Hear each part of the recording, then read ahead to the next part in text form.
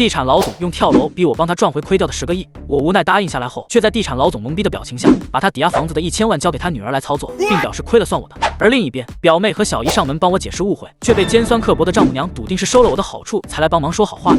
公正不是不可以，万一，我是说万一亏了呢？叶枫斜着眼睛看他，亏了当然算你的，不然你还想空手套白狼吗？王长兴脸色更红，知道自己的问题实在有些愚蠢了。王佳妮连忙道：爸，你去做抵押公证，我在这陪着叶先生就可以了。现在还有时间，公证处应该还没下班呢，你抓紧时间。那好吧。王长兴也不敢耽误，连忙带着房产证出了门。叶枫则打开了期货市场的交易软件，他直接忽略了热门的类目，反而在冷门的大宗金属上寻找着合适的目标。王佳妮看出他的想法，问：叶先生，您觉得最近大宗金属有搞头？欧美那边最近可能要搞基建，也许有点搞头，不过还得先看看情况。虽然目前大宗金属价格还是一路下跌的趋势，但记得前世这个冷门的大宗金属就是在期货市场崩盘后第一个拔地而起的类别。不过记忆中只有一条简单的新闻，具体如何操作，却需要他凭借自己的理解和经验去做判断。王佳妮站在一旁，静静地看着叶枫不断扫荡那些复杂的曲线和技术指标，并且还会不时搜一搜国内外的新闻。过了许久，王长兴拿着抵押公证书回来，看到女儿对他示意不要出声，王长兴也没敢说话。又过了大概半个多小时，叶枫才放开鼠标，伸了个懒腰。王长兴再也忍不住问道：叶先生，您看的怎么样？可以交易了吗？不着急，根据我的判断，这2天还会再洗盘，波动很大。虽然我们可以减少资金投入和杠杆幅度，避免爆仓的风险，但它太考验心脏的承受能力了。所以这2天不着急入场，2天后先投10万进去试水再说。啊，就10万？那得什么时候能搞到5000万呢？王长兴很着急，他现在1分1秒都不想等，恨不得分分钟把钱弄回来。叶枫却不理会他，只对这位未来的女巴菲特道：这2天我会稍微关注一下期货市场的，你自己也试着做一些判断，到时候交易的事情交给你了。交给我？王佳妮愣了下，随后有些手足无措的道：这不行吧，我没有实际操作经验的，万一亏了。如果想有所成就，就要相信自己的判断，倘若对自己一点信心都没有，你的未来注定是有限的。叶枫淡笑着道：我对你的专业能力很有信心，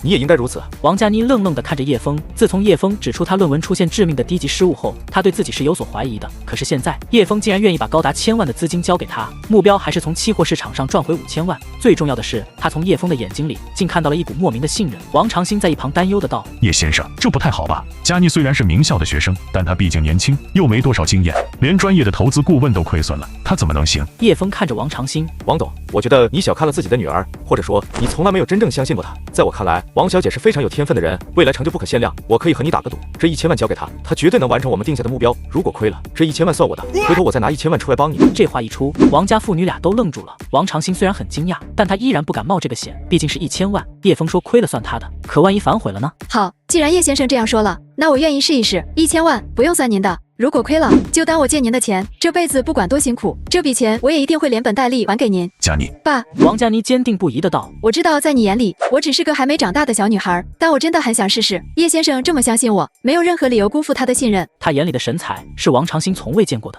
一时间不知道该说什么好了。叶枫笑了笑道：那就这样说定了，先用2天时间观察判断，2天后我们入场。说罢，叶枫转身要走，王佳妮连忙陪同：不用送了，陪你爸多说说话，免得他又要急得跳楼。说归说，王佳妮还是坚持把他送到了门口。叶先生，谢谢您，不管是对我的信任，还是今天来救了我爸一命，这份恩情我会牢牢记住的。叶枫看着他，笑着道：你能记住当然好，以后发达了别忘记今天就行了。我绝对不会忘。王佳妮眼眶里已经含着泪了，被别人信任的感觉，只有当事人才能体会得到。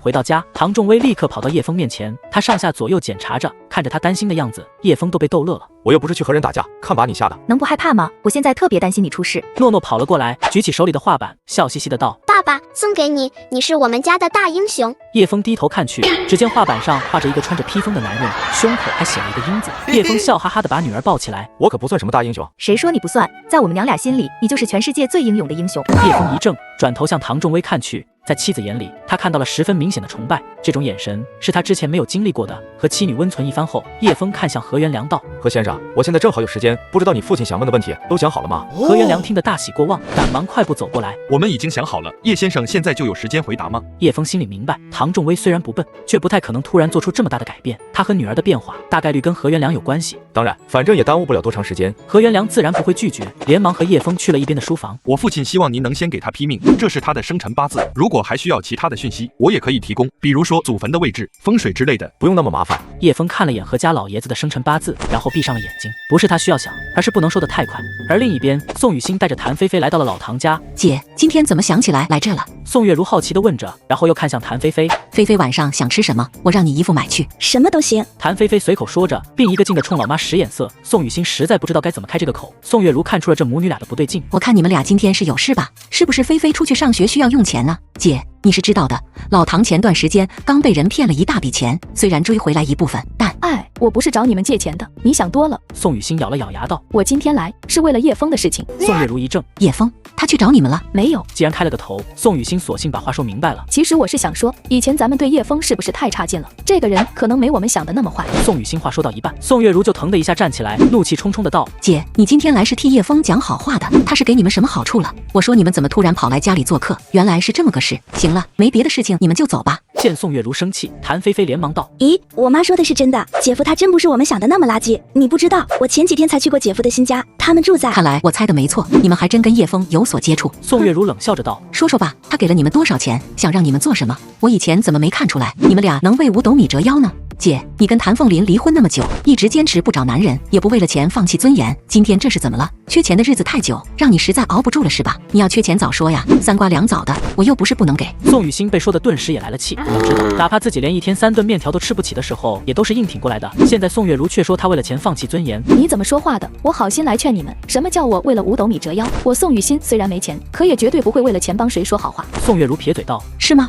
话是这样说，可谁信呢？你也不看看自己现在在做什么，好意思说你？”宋雨欣气得浑身发抖，指着宋月如道：“你真是不可理喻。行，那我就不说了，迟早有你后悔的时候。”说罢，宋雨欣拉着谭菲菲就走，却遇到刚好回来的唐景松。你们干嘛去？回家能干嘛？你们老唐家的门槛太高，我高攀不起。宋雨欣说完，硬把谭菲菲给拉走了。唐景松满脸诧异，转头看向老婆：“他这是咋的了？跟吃了炸药一样。”他吃了炸药，我还想吃呢。宋月如没好气的道：“你知道他今天来干嘛的吗？竟然是来替叶枫说好话的，而且母女俩都是同一个口径。你说说，叶枫到底给了他们什么好处，能让这俩人来说情？可真够有本事的。”那他们是有点过分了，明知道叶枫是个上不了台面的东西，咱们家微微吃了那么多苦，他们就一点也没感触吗？行了，以后这样的亲戚还是别处了。出了门的谭菲菲有些不高兴的道：“妈，你干嘛啊？话没说两句就走了，这不白来了吗？不然能怎么办？没看见你姨那什么脸色，简直就想吃了我。”宋雨欣沉着脸道：“我要是再多说两句，他都能抽我信不信？”谭菲菲当然不会信，但她知道老唐家的人已经把叶枫钉死在垃圾的墙上了，仅凭自己3言2语的确不怎么管用。那要不然我们去找唐明海说说。你爱找谁说找谁说，反正这事我不管了。宋雨欣说完，甩袖子走了。谭菲菲转头看了眼那边的房子，然后叹口气。与此同时，叶枫在装模作样了几分钟后，睁开了眼睛，